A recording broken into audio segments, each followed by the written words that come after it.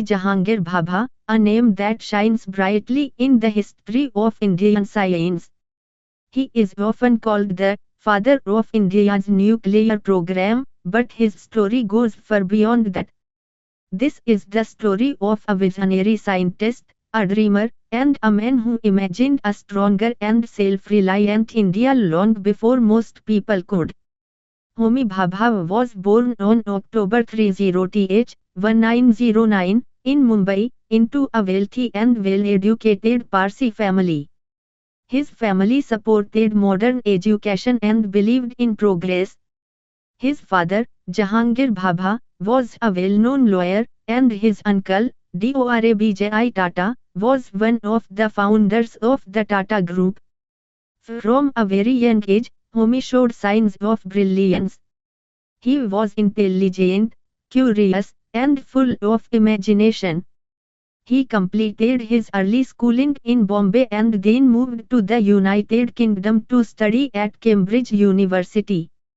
Initially, he enrolled in mechanical engineering, following his family's wishes. But deep down, his heart was in physics. He was fascinated by the mysteries of the universe, atoms, energy, light. These were his true passions. He eventually convinced his family and switched to theoretical physics. At Cambridge, his talent shone brightly. He completed his doctorate in physics and worked with some of the most brilliant minds in the world, like Niels Bohr and Wolfgang Pauli. His research on cosmic rays brought him international recognition. One of his major contributions, known as Bhabha scattering, became an important concept in quantum physics and was named after him. When World War II broke out, Europe became a dangerous place. That's when Bhabha decided to return to India. But he didn't just return to escape the war, he returned with a mission. He dreamed of building a scientific foundation for India. He wanted India to rise, to become strong through knowledge and innovation. In 1945, he founded the Tata Institute of Fundamental Research, or TIFR, in Mumbai. His vision was clear: to train Indian scientists and build a world-class research center right here at home. He believed that science was the key to progress and that India must rely on its own talent. He had a dream of a powerful India that could use atomic energy for peaceful purposes. He imagined a future where electricity would reach every village, where technology would support agriculture and medicine, and where energy would no longer be a limitation. In 1954, he established the Atomic Energy Establishment, which was later renamed in his honor as the Bhabha Atomic Research Center, or BARC. Dr. Bhabha strongly believed that nuclear energy should be used for peace, not war.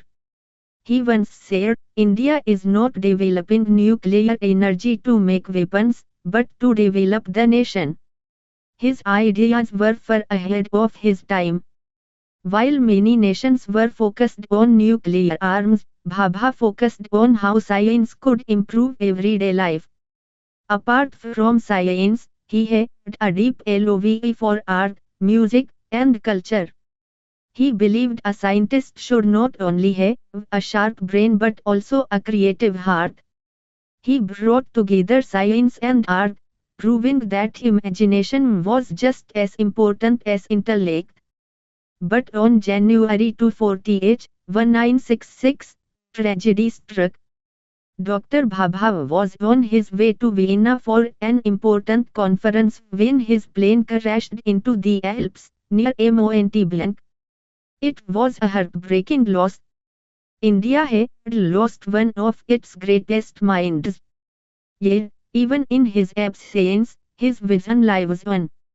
Institutions like TIFR and BARC continue to lead scientific research in India. Today, India is a nuclearcapable nation, using atomic energy for both defense and development, a journey that began with Dr. Bhabha's dream. He didn't just give India science, he gave us belief in our own strength, in our ability to create, to lead, and to shape our own future. So the next time we talk about energy, technology, or scientific growth, let's remember Dr. Homi Jahangir Bhabha. His dream of a powerful, independent, and self-reliant India is still alive, and we are the ones living it.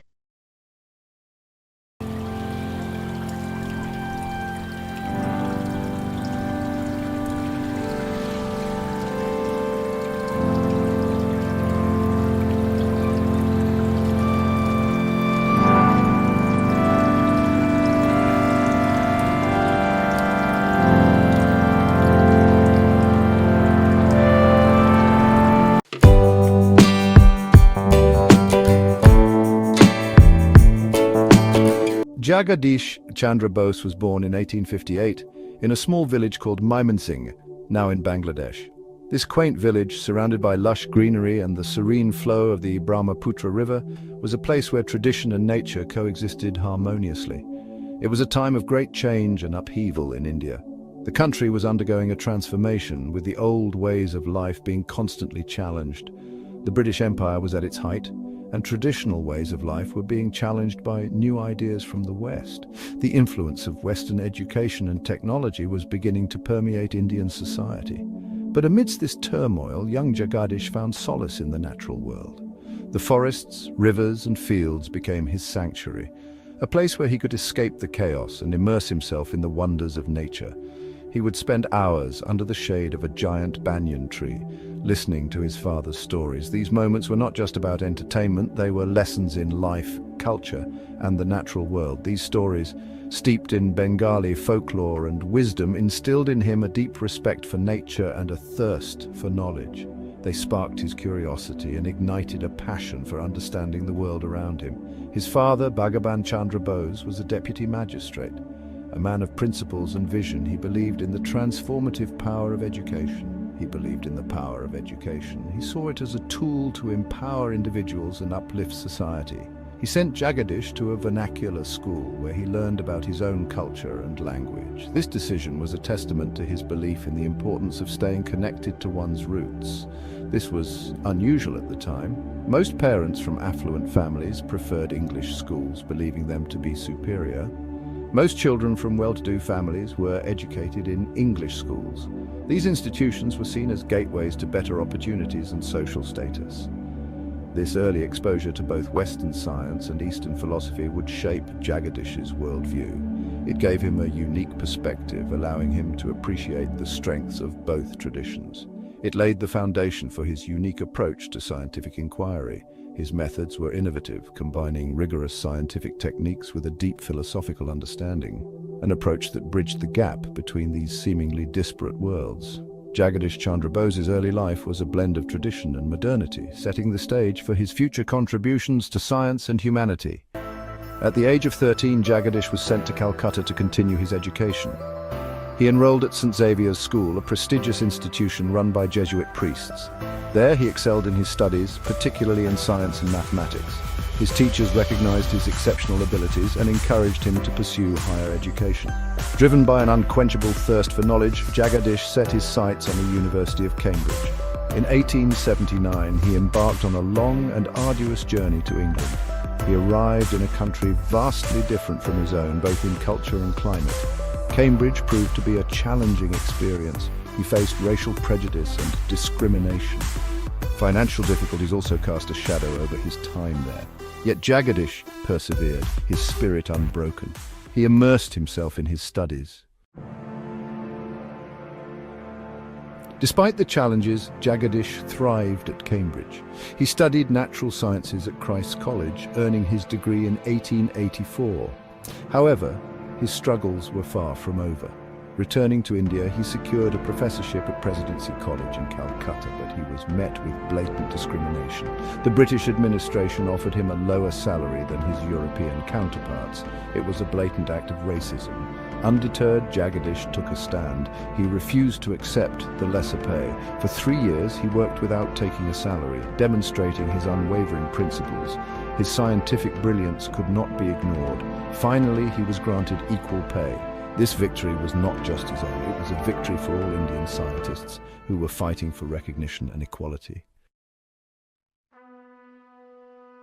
Jagadish Chandra Bose's scientific curiosity knew no bounds. He was fascinated by the invisible forces that shaped the world around us. In the late 19th century, the world was abuzz with excitement over a new discovery: electromagnetic waves.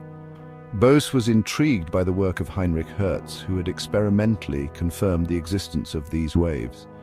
He set up his own laboratory, a cramped space in Presidency College, furnished with instruments he often built himself. He began conducting groundbreaking experiments with microwaves. His work wasn't merely theoretical, it had practical implications. He demonstrated the possibility of wireless communication, years before Marconi would send his famous transatlantic message. Section 5. The Silent Language of Plants, Unveiling the Mysteries with the Crescograph. Jagadish's scientific curiosity wasn't confined to the realm of physics. He was also deeply interested in the secrets of the natural world, particularly the hidden life of plants. At the time, the idea that plants might possess a form of sentience was considered absurd by many. Undeterred by skepticism, Bose embarked on a series of groundbreaking experiments. He believed that plants, despite their apparent stillness, were capable of responding to stimuli. To prove his hypothesis, he invented a remarkable instrument, the crescograph. This ingenious device could magnify the minute movements of plants, making their responses to various stimuli visible. With the crescograph, Bose demonstrated that plants responded to light, touch, and even music. His work laid the foundation for the field of plant neurobiology. Section 6. Bridging Worlds. The Harmony of Eastern Wisdom and Western Science, Jagadish Chandra. Bose's scientific approach was unique for its time. He saw no contradiction between the ancient wisdom of the East and the empirical methods of Western science. He believed that both offered valuable insights into the workings of the universe. He often drew parallels between his scientific findings and ancient Hindu scriptures, particularly the Upanishads. These scriptures, with their emphasis on the interconnectedness of all things, resonated deeply with Bose's own worldview. His approach challenged the prevailing Eurocentric view of science. He demonstrated that scientific inquiry was not the sole preserve of the West. It could be enriched by insights from other cultures and traditions. Section 7. Visions of the Future, a foray into Bengali science fiction. Jagadish Chandra Bose's intellectual curiosity extended beyond the laboratory. He was a man of diverse interests, deeply engaged with the cultural and literary scene of his time. He was fluent in several languages and a gifted writer. In 1896, he published a short story titled Nirudesha Kahini, the story of the missing one. This groundbreaking work is considered one of the earliest examples of Bengali science fiction. It tells the story of a scientist who invents a device that can control the weather. Through his writing, Bose explored themes that were far ahead of his time. He grappled with the ethical implications of scientific discovery and the potential consequences of unchecked technological advancement. Section 8. A Legacy in Bloom, the founding of the Bose Institute. Throughout his life, Jagadish Chandra Bose remained deeply committed to the advancement of science in India. His passion for scientific discovery was matched only by his desire to see his homeland flourish in the realm of research and innovation. He dreamed of establishing a world-class research institute in his homeland, a place where the brightest minds could come together to push the boundaries of human knowledge. An institute that would nurture the scientific talent of future generations, providing them with the resources and environment needed to thrive and make groundbreaking discoveries. In 1917, his dream was realized. The Bose Institute was born, marking a significant milestone in the history of Indian science. With the support of friends, colleagues, and even some financial assistance from the Nobel laureate Rabindranath Tagore, Bose founded the Bose Institute in Calcutta. This collaboration highlighted the collective effort and shared vision of the era's intellectuals. This institute was dedicated to fundamental research in physics, chemistry, and plant physiology. It aimed to explore the mysteries of nature and contribute to the global scientific community. The Bose Institute stands today as a testament to his vision. It has grown and evolved, adapting to the changing times while staying true to its founding principles. It continues to be a leading centre for scientific research in India, carrying on his legacy of excellence and innovation. The Institute remains at the forefront of scientific inquiry, making significant contributions to various fields. It serves as a beacon of scientific inquiry, inspiring generations of young minds to explore the wonders of the universe. The Bose Institute's enduring legacy is a source of pride and inspiration for all who walk its halls. Section 9. An enduring inspiration: Jagadish Chandra Bose's impact on science and culture. Jagadish Chandra Bose's legacy extends far beyond his scientific discoveries and inventions. His contributions have left an indelible mark on both science and culture, influencing generations of thinkers and innovators. He was a true pioneer, a visionary who broke down barriers and expanded the horizons of human knowledge. His work in the fields of radio waves and plant physiology opened new avenues of research and challenged existing paradigms. His life and work continue to inspire people around the world. From classrooms to research labs, his story is told as a beacon of what can be achieved through dedication and intellectual curiosity. He showed us that science is not merely a collection of facts and figures, but a journey of discovery driven by curiosity and wonder. His innovative methods and relentless pursuit of knowledge have paved the way for countless scientific advancements. He taught us that the pursuit of knowledge transcends cultural boundaries, and that the universe holds endless mysteries waiting to be unraveled. His work has fostered a global appreciation for the interconnectedness of all life and the importance of scientific inquiry. Bose's life is a testament to the power of perseverance, the importance of challenging the status quo, and the enduring human spirit that strives to understand the world around us. His achievements remind us that innovation often comes from questioning established norms and daring to explore the unknown. His story reminds us that even in the face of adversity, one person's passion and dedication can make a profound difference. Jagadish Chandra Bose's enduring legacy continues to inspire and motivate future generations to push the boundaries of what is possible.